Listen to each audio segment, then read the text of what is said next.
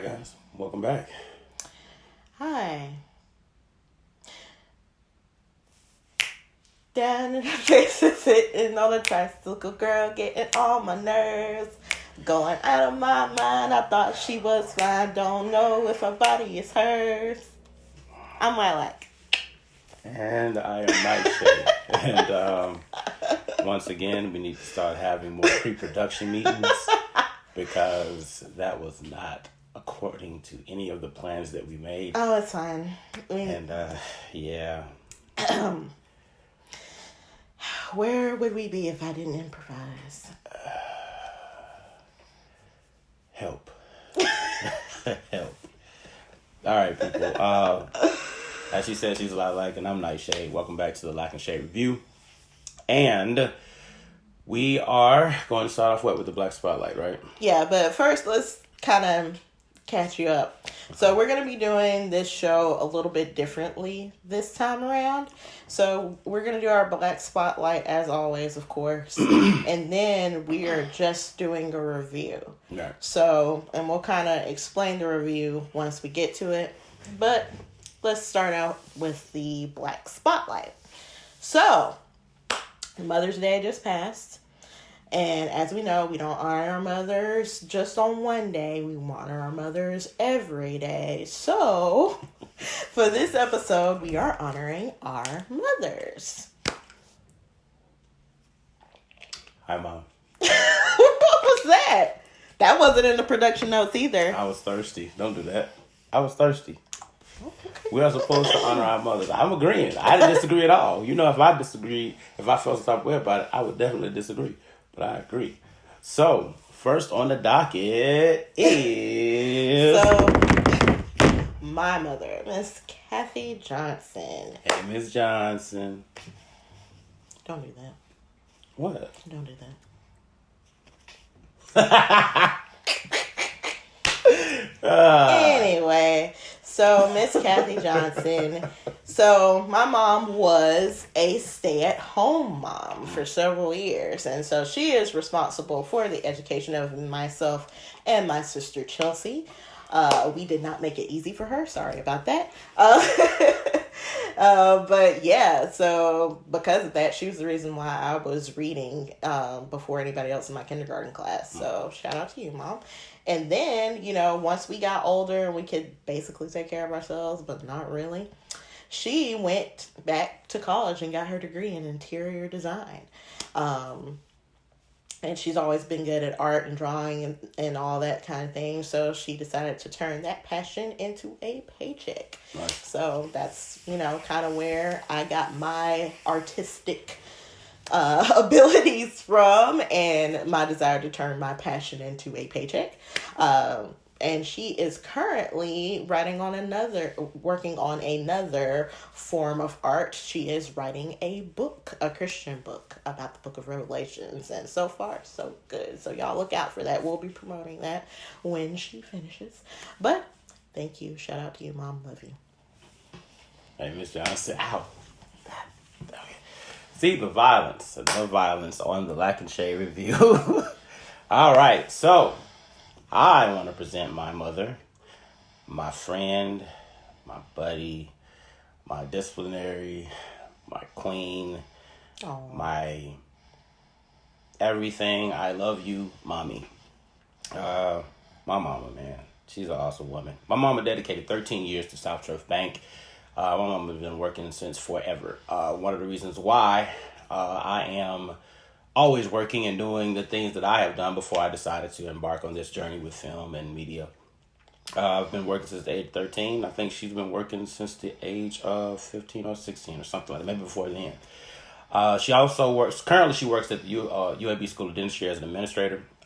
She has dedicated 18 years of working service to that organization as well. Hard-working woman. My mother was also a first lady.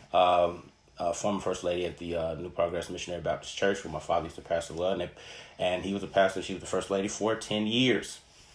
So I grew up in the church, grew up around,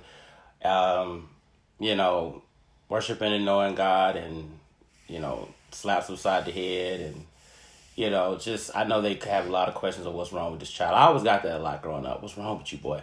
And I turned out okay. I'm okay. All right. But no, my mom, man. You did the best you could, Miss Moore. Wow.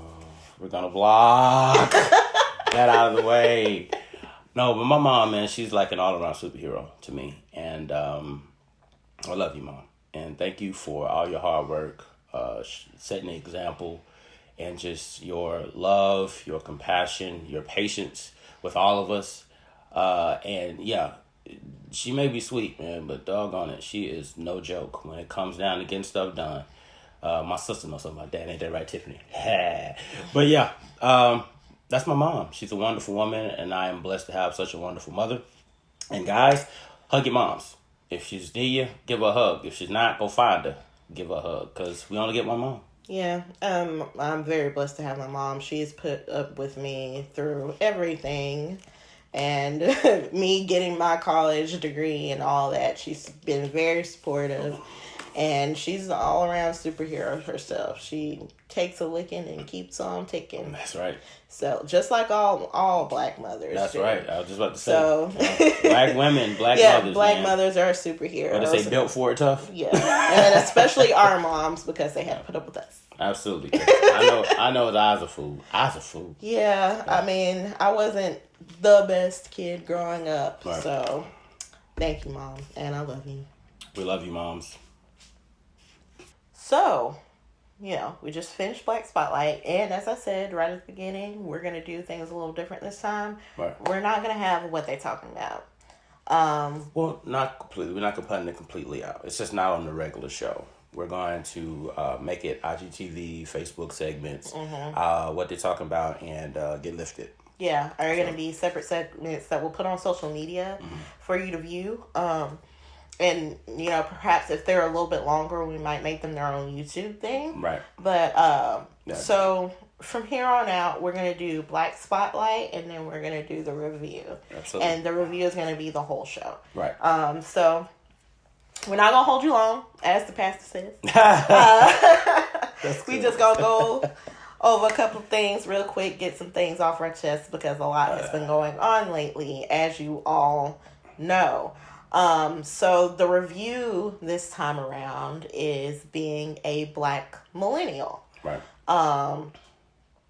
So the first thing we're going to kind of talk about is what it means to be a black millennial. Like, we're always assigned these labels. Right.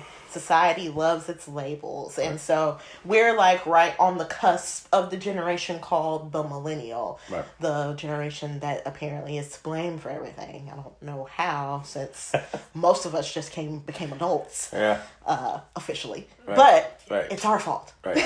Right? Right. So So like being a black millennial in particular, so it's a weird time, because we grew up right when the internet came into play. Yeah. For real. Matter of fact, 84 was when Apple dropped this computer. That's my year. So. Yeah, and I think my class was one of the first classes in elementary school to actually interact with computers on a smaller scale. Mm-hmm. Desktops, the old big bulky gray things. Remember the flap disk, the floppy disk. Floppy disk, yeah. Yes.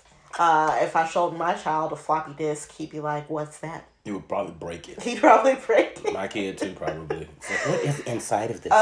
So technology has been a huge part of our lives, which makes us kind of unique in a sense. Because, the generation behind us, they grow up with iPhones in their hands. Right. Technologically, and social media was already, established by and the time a huge part of the culture. But, when we first started out, it was just weird, seedy chat rooms where you could pretend to be anybody that you wanted to be, and there was no proof because there were no photos on the internet. Right. Do you remember going in chat rooms? I was told to stay away from them. But did you go in them? Yes. So me too. Why? Yeah. so chat rooms, and then like well, I never went on Black Planet, but I heard a lot about it. I actually had a Black Planet page. Yeah, I feel like you did. Yeah, I did a lot of things on Black Planet.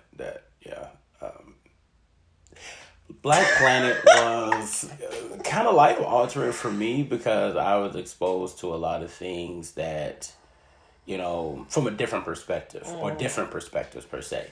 Growing up in the neighborhood I grew up in, it's like, okay, yeah, you're used to a certain thing or a certain idea, but then you have all these different ideas from these people from different places. It's kind of like, oh, wow. Another thing that the military did for me, it kind of gave me exposure to different ideas, different belief systems and things like that. So it kind of increased my tolerance as I began to understand how people operate. But yeah, Black Planet, man, it's, I kind of miss it.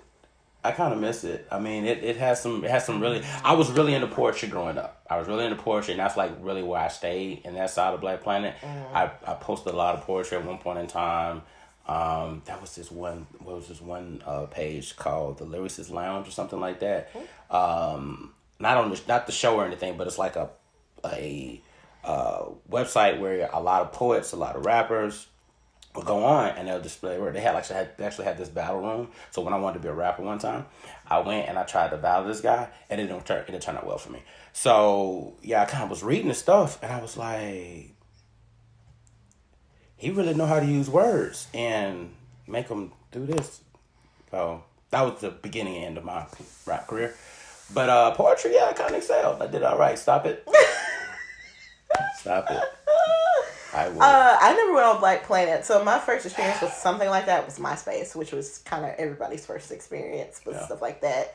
You had your top friends and everything, right. And you could play music for your page and everything like that. Right. And then Facebook came along. So, to tell you how old I am, I was, Facebook started in 2005, and that's when I had my first Facebook page, when it was just for college students. Right. So, and at the time I was going to the University of Montevideo.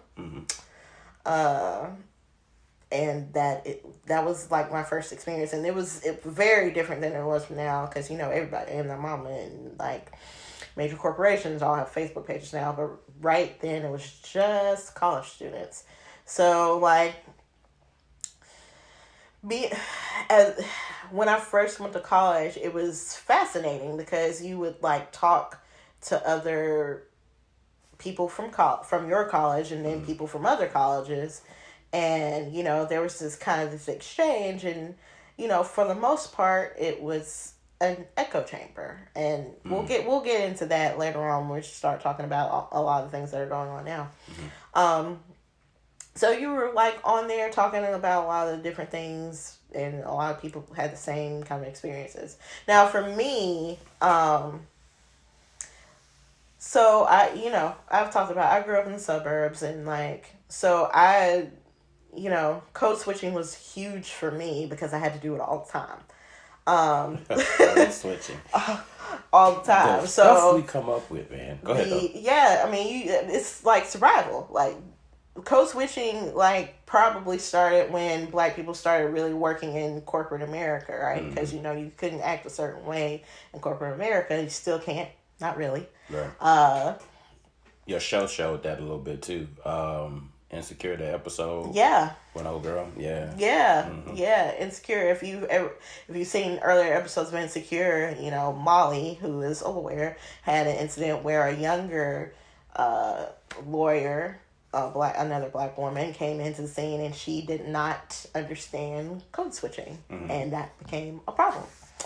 Which, it's kind of sad that in 2020 we're still having to deal with that, which is kind of some of the things we have to talk about. But code switching was a huge thing for me because, at school, with my friends, with my white friends, I was one way, and then at home or with my cousins or at church, I was different. Well, to a point, because I did get made fun of a lot for sounding white. Even though I did code switch, I still sounded white when I encountered Black people, and then when I was with white people, it's, oh, you're so well spoken. Yeah, I'm glad you're definitely talking about this. Keep going, because I got something that I want to, an experience that I've had with that too. Yeah, and then I still get that now. There was one time I was, on an Uber ride, and my driver happened to be a white person, and we were just talking in generalities. I was telling him about the work I do, and he was like, "Oh, that's so cool," and everything. And he was like, "Yeah, I used to be a police officer. We'll get into that later." And I worked in a lot of black communities. He made sure he was very above the board when he talked about all this. He's like, yeah, and I had to learn all the slang and everything, but you're so well spoken. Yes, mother. And so, yeah, so that's kind of part of being a black millennial, having to code switch and move in different vernaculars. It's rough. Like, it was rough for me growing up, having to deal with that. Yeah. And the weird part is it wasn't so rough dealing with the white people. I knew how to handle them. I dealt with racism and prejudice every day because I had to, because I went to a predominantly white school. It was much harder for me being around black people because I wasn't, your typical black person. Yeah, so, I wasn't considered your typical black person or your typical black girl, or I was trying to be white. So, yeah, and which was rough, and it's like, so for a while, it was just like hard for me to make black friends because everybody thought I was trying to be white. And it was to the point where I was like, okay, if that's what you think about me, that's what I'll be. And so for me, although I did have black friends, my cousins are some of my best friends. And in childhood, my best friend, Kyoka, which we featured on our social media, shout out to Kyoka Tuck. She was one of my best friends in childhood. But, yeah. And the middle school and high school was real hard for me to make black friends. So, and the people that were nicest to me were the white kids. And that's why I was friends with them. And so I've had white friends. I've had Asian friends. I've had Middle Eastern friends. But yeah, when I really started making like my really good close black friends is after I had graduated high school. And even after that, after graduating high school, it was tough because, I was around more black people after I graduated high school, and I had to adjust. Right. Which is what code switching is all about. It's funny that you mentioned that. Similar experiences growing up. And, on the west side of Birmingham, my dad and my mom are responsible for me dabbling in various different things. I've told you about, my love for martial arts and things like that being of Asian culture. I was fascinated and obsessed with Asian culture. And being young, and being exposed to the things that I was exposed to growing up in Inslee. It was frustrating for me. And the reason it was frustrating for me is because, some of the best music that we have is considered 90s hip-hop as far as the hip-hop genre, hip-hop era. 90s, it seems to be like the best era thus far. And the crazy thing about it is I had a really hard time and was really conflicted when I listened to a lot of the music because my parents, one, didn't want me to listen to it. Whose parents did? Right? Yeah. That was the first thing. And the second thing, I was conflicted with the ideas and the things that was being said. I struggled, man. I related because it was the environment that I grew up in, but it was just, I didn't want to condone it either. So I floated to various different styles of music, and I'm using music because that's kind of something that I really related to and really kind of use as my escape. That and books, and movies. But with the code switching, like my dad always told me, he said, "Son, I always want you to use your head for thinking instead of using it for a hat rack." You know, he used to always tell me that was his main thing: think, use your head, because I was really big into working out. I wanted to be big muscle man, big strong guy, and only ended up being 5'9.5", and he like 6'6". I wanted his height. God said no, it's fine, cool. I'm not bitter about that at all. But all jokes aside, man, my dad pushed me to embrace the intellectual side of life. Read, educate yourself, know these things. So I was reading at a very early age. I always excelled in the reading aspects of testing. When they started testing us, I always did very well, high in the very high percentile when it came to reading and comprehension and things of that such. And the thing about that is, it's kind of made me isolate myself away, in a bit, because there'll be times where I'll be off reading, or other things that I thought was cool wasn't always cool when I was growing up, or it was cool, but they didn't want to embrace it for whatever reason. I'll never forget, there was this rock group, this white rock group called Korn. And I know who Korn is because that's what the kids I went to school listened to, so I know Korn very well. Right. And I remember sitting in a classroom, and it was questions or something we was asking, and then it was this. I was talking to a guy about the group, and then I did this one part that Jonathan Davis does, that little kind of beatboxing that he kind of does, and I started doing it. And one of the guys that was in the class was considered one of the most popular guys in school. He looked at me and he was like, "Yo, I like that song," and I was like, "What?"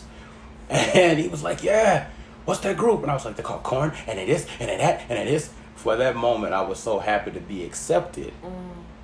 Because of something that I liked and he liked, and that kind of brought us together. Me and this cat talked a couple of times after the fact, and we had a lot more in common than I realized. The point I'm making is, or kind of what I'm trying to bring about, is like, it's funny how the black community, for example, we have obviously similarities because we're black, right?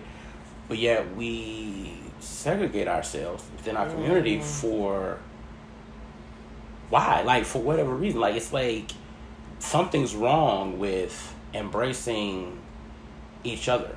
Like, right now, it's totally different. It's probably the most proud I've been of being black at this particular point in time. But growing up, it was just this division. It's like, if you didn't dress this way, or it's like things that really don't matter, like, mattered. And it was like value on it. And it was like, there's so many other underlying issues, that I saw even as a young kid, that I saw, but was so conflicted and was angry, was like, well, why am I going through this? Why are these people treating me this way? They're supposed to be my fam, they're supposed to be this, they're supposed to be that. But it's just so much division, so much conflict, you know what I mean? Within the community, that was just hard to do. I mean, just like I said, she was, majority white school, but the very few black kids that was there was looking at her like, "Oh, you're this. Why couldn't she just be well spoken and like to read? And what was wrong with that?" Like, I even struggled with that. You know what I mean? And it made me shy away from a lot of things in school because I didn't want to get picked on, made fun of, or whatever. I mean, truth be told, like, I spent a lot of time, like, in high school and middle school, like, just avoiding, and there wasn't very many of us. There was probably about 9 of us in total, and most of us were girls. Oh, wow. Like, black folks? Dude, that was like, what, 100? Like, over 100 of us. Like, you would have been in black heaven. Like, well, I mean, it depends. It's like, I spent my whole high school and middle school, like I said, hanging out with the white kids. And then, like, come senior year, it was all about, black unity. And I was like, where was that when I first moved here? And I tried to make friends with you, and you ignored me. Wow. And then it was like, so we all happened to go to the same church this one Sunday, and this guy came up to me. And they were like, "We didn't know you were cool." I was like, "We thought you were white." And I was like, "What makes you cool? And what made you think that?" You know what I mean? I was like, we called you white girl, and I was like, "But why? You didn't know me." You didn't try to know me. You didn't ask me who I was or who my family was or any of my experiences. And I joined the this club called the Cultural Exchange Club because there were mostly black kids in that group, and nobody tried to get to know me until senior year. Right. Like, not for real. That's when everybody was like, oh, hey, Amber, could you come? Now, granted, like, when I made cheerleading, they all came up to me and they're like, oh, we're so proud of you, and oh, we're so happy that you made the team. But I also think that's the ignorance of youth. I mean, yeah, that it's too. Definitely the but ignorance of youth, I was like, why try to get to know me now? That's why I kind of shied away from them, because I was like, you had ample time, and now we're about to leave. So why now?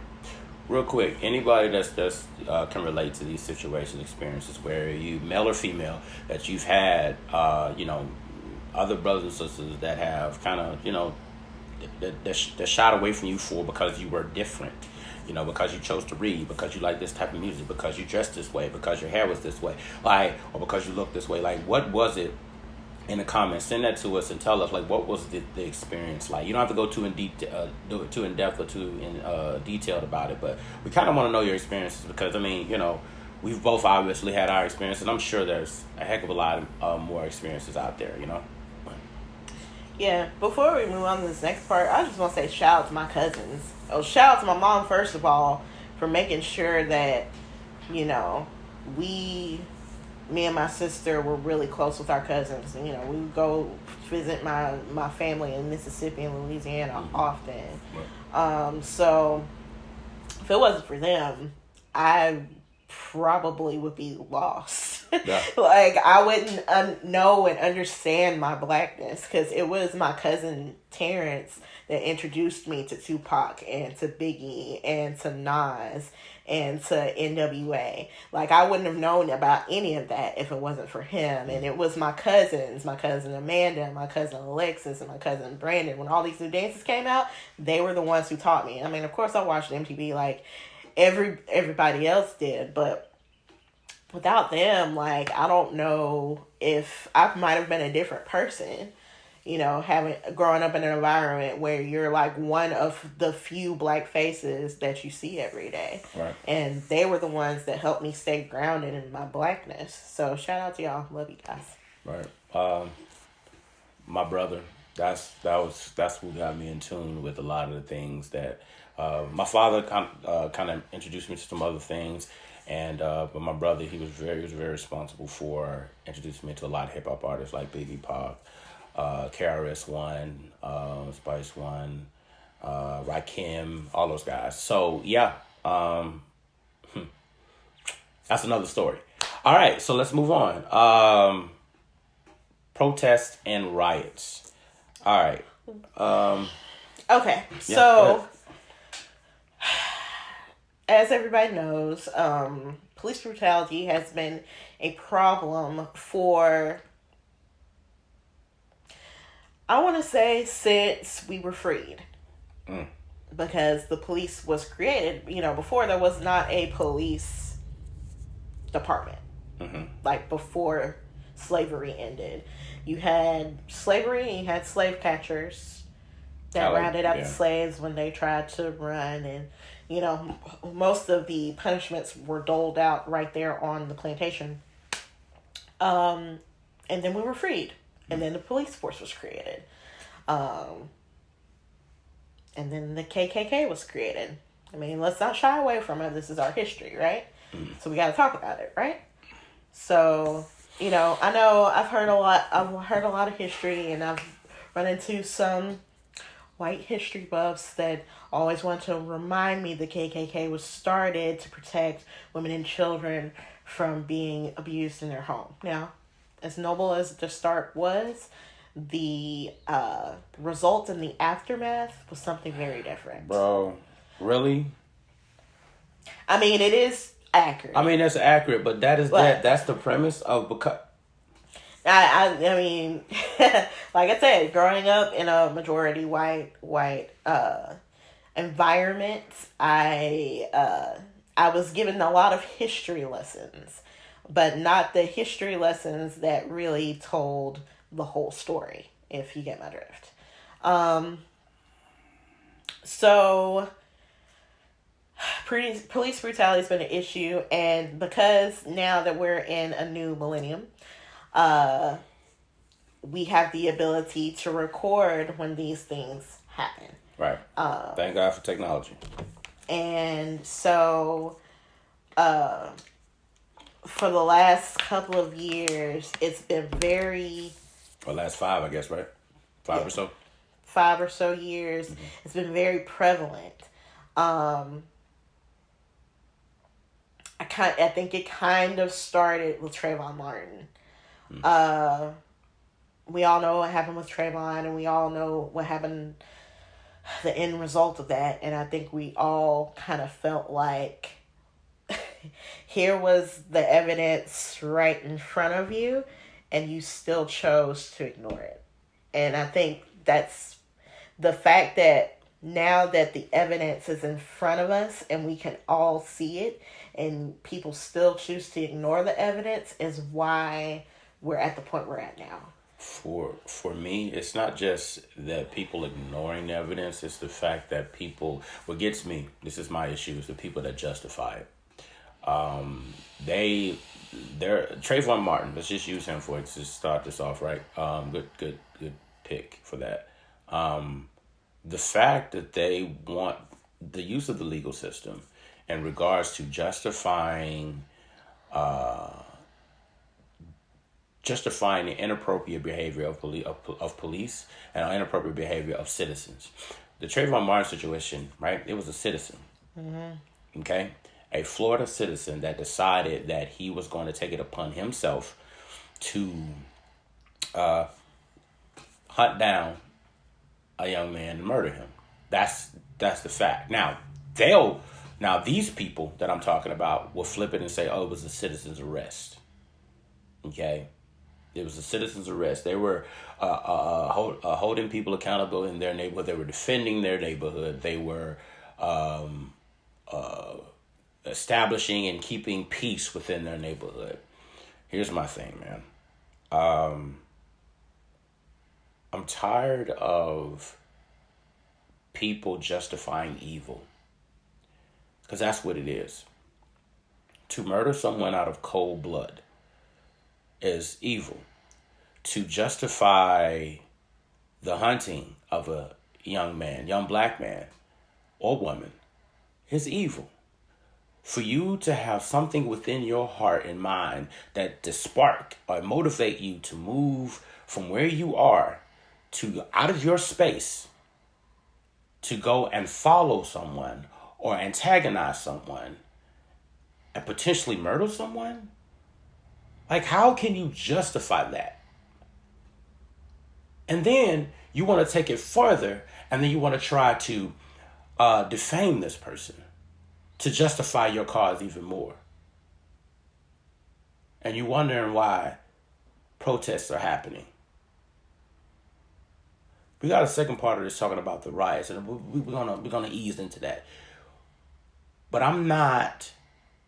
I need somebody to explain to me, how do you justify this?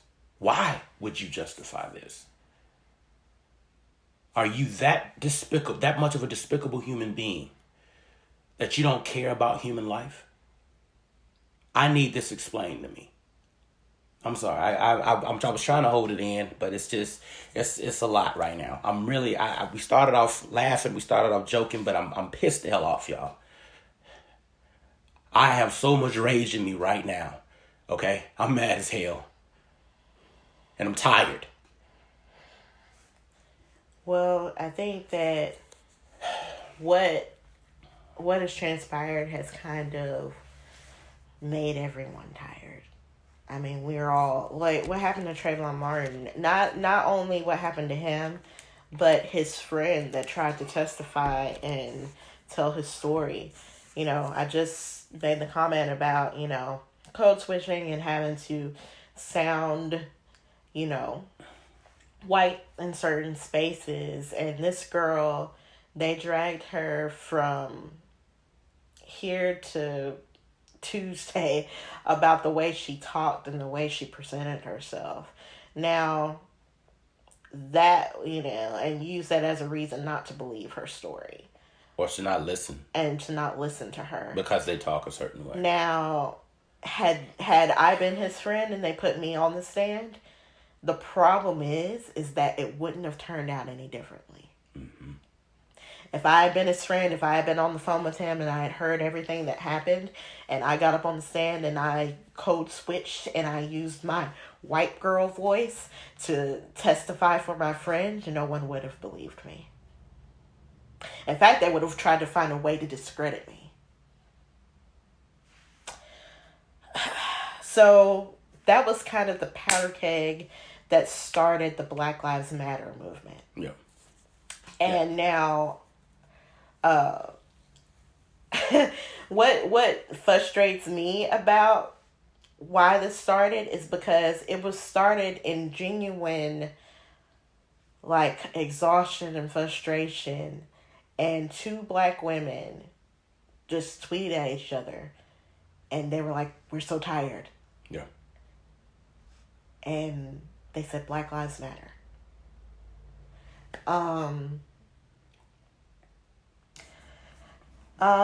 And so when that happened, I think it was a sentiment that kind of rippled through our community in particular and resonated with some people outside of our community. There were a lot of white people that saw that and they were like, yeah. They saw what happened with Trayvon and they were like, yeah, this is wrong. There are people of all races. Now, there are also people of races and including people in our own race that saw that and said, no, all lives matter. And I think I'm not going to explain this again because I think there's plenty of, educational material out on the internet that you can find and you can see. People have created memes and wrote papers and did all kinds of things. To piggyback real quick, y'all need to read. You need to educate yourself. We're extremely happy to put information out there, and for those that are educating themselves, talk to your people that's ignorant to these things and educate them. Okay, but if you can't fight the monster that you don't know about. Okay, that's strategy 101. You can't fight what you don't understand and what you don't know. You need to know the ins and outs of how this is working, how this is operating. Because how are we going to come together as a conglomerate and create change and create systems of our own to combat the systems that are already in place? We have to educate ourselves. Okay? I'm going to stop and let's push forward. Got it? Yeah. So, I'm not going to explain to you why Black Lives Matter. And I'm not going to explain to you why saying all lives matter is counterproductive. There's things out there for you to read. There's ways to educate yourself on which one is which. Because I'm done being a teacher. I've tried it. I've done it on Facebook. I've gotten into arguments with people that I used to go to school with about it. And I try to explain it to them. And I'm like, you grew up with me. You know who I am. And you know that if things like this happen to people in my community, I'm going to feel upset about it. And I am going to say Black Lives Matter. So I've exhausted all the educational, materials and statistics that I could. And so I'm not explaining anymore. If you don't get it, you just don't want to. Right. Let's move to the protests. Okay. And the rise. Let's talk about the let's get to the meat potatoes of that. So we're all over the world. Okay, all over the world we're having protests and riots, and we're going to talk about the protests in regards to the thing like okay. Let me rephrase that. I want to flip that. We know what the protests are about. All right, the protests are only televised or on even media basis because of the violence within them. And there's two sides to that coin. All right, you have the police being excessive with force in regards to a peaceful protest. And then you have rioters that these individuals that are basically foaming at the mouth at this opportunity to just wreck and create havoc. Now, I want to talk about. We're going to get to police last, but I want to talk about the rioters. Okay. Now, I've gone back and forth with several people. Me and Lilac have had this conversation about the riots. And my personal feeling on the riots is I feel that they are unnecessary. Okay? Because especially when you're burning and breaking down your own stuff. I do not understand that. However, I've come to realize that it's not always the supporters of the Black Lives Matter or the protests against racial inequality that are causing this havoc. It is the people that I just mentioned. Let's mention them. The so-called Antifas, the so-called anarchists, the so-called people that just want to watch the world burn. Okay, we have people that have their purpose in their stances that they feel that this is the way to do things. And here's the thing about destruction. At the end of the day, when the smoke clears and you embrace the idea of destruction, you're left with nothing. Okay, because it is an ash. All right, and what's really more disturbing is the fact that these people are not even fighting for the rights that we're fighting for. They're coming out just to do and take and manipulate what is happening. Okay? Now, Lilac has an idea on this, and I want you to tell them what you told me about this rioting thing that we had before. I want you to tell them that. Okay, so my perspective is it's different in the fact that while I don't condone rioting, I understand the sentiment behind it.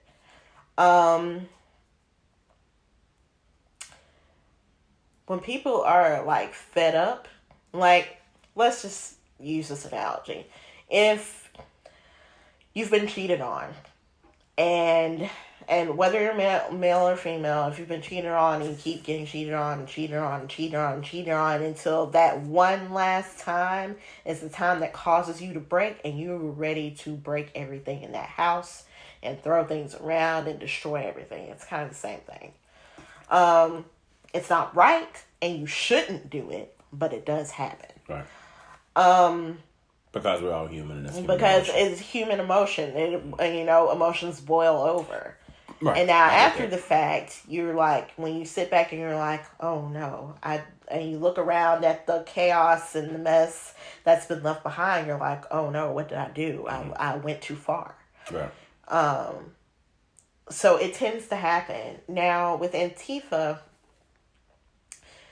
I do think that there are people within Antifa that really are for the cause. Right. I also think that there are people, just like Nightshade said, that do just want to cause chaos by any means necessary. Right. It's complicated because most of the time the destruction doesn't happen in the places that it needs to happen. Oh, yeah. Or it should happen. It happens in the places that it shouldn't, and that ends up being the Black neighborhood. No. Go ahead. For the most part. Mm-hmm. And when you come into a place and you're protesting and then you get angry and start breaking stuff up, you're already hurting. You're further hurting a community that's already damaged. It's already hurt, right? Because I don't see these particular people going into their own neighborhoods and getting mad and breaking stuff. Right. They're coming into our neighborhood and under the guise of support, right, and being mad at the establishment when we are not the establishment, and we never have been. We're the victims of the establishment, and you're victimizing us even more by taking the actions that you're taking. And I never understood that. I mean, I'm not even going to say go into white neighborhoods and tear up their neighborhoods. What I'm saying is at least go to the heart of the system, go to the heart of the place, the city halls, stand there. And if you're going to wreck something, you need to that's where the answers need to be given. Okay? I'm not condoning violence. I'm not telling you to go break down. I'm not telling you to attack nothing. But I'm just saying, if you're going to target something, hit the right daggum target. And also, all that's going to do is just further push blame onto us. It really is. And so, like, if you're going to be a true ally, if you're going to truly support us, right, then protest peacefully. Right. Because all we want, not only do we want our voices heard, we want the system, really want the system to be torn down and really utilize the rights and the laws, what they're meant for. Because the only reason, not the only reason. Not the only reason. One of the reasons police presence increases at these protests is because things get broken. Mm-hmm. Stores get burned. Mm-hmm. Windows get broken. Mm-hmm. Things get looted. Right. And so then they're like, well, here they go. Let's amp up the police presence. Mm-hmm. Let's send the National Guard into cities. Let's start hitting them with... It gives them excuse to do what they already wanted to do. Right. Right. And let's hit people with rubber bullets. Right. And tear gas. Because they're not going to act right. Or let's preemptively do it and then push them into a frenzy so that it happens. That's the other part of it. It's the way things happened in the civil rights movement was, us doing it the right way, right? And so when we did it the right way, when we followed the lead of Dr. King, and peacefully protest, and our people sat at counters and allowed milkshakes and ketchup and mayo and whatever they could get their hands on to be dumped on them. To provoke them. And were spat on and smoke blown in the face and cigarettes put out on them, on their clothes, and pulled from chairs and punched in the face, and hoses turned on children and dogs let loose on children and women.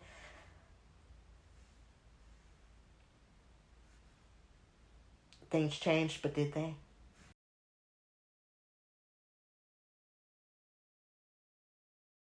Did things really change? Yes, we got integrated, but then, when the black folks start moving in, the white folks started moving out. Ooh, gentrification. Well, white flight, and then when things started falling apart in our neighborhoods, then gentrification happened. And now some of it was good because it builds the community back up and, gets things back in. But then it gets so expensive to live in these areas that, you start getting pushed out of your own neighborhood. Right. So, did it work? I have a lot of love and respect for the civil rights movement and for Dr. King and Fred Shuttlesworth and Rosa Parks and other people that participated in this movement. But and I will say the biggest thing that came out of it is that we got the right to vote. But when you have certain neighborhoods right here in the greater Birmingham area that redistrict whole apartment complexes that sit right in the middle of your city so that those kids in that neighborhood get bused to a completely different school, even though they live in that city, and they get bused to a school in a different city. Did it work? Or did they just change the game? So we have the appearance of integration, but do we really?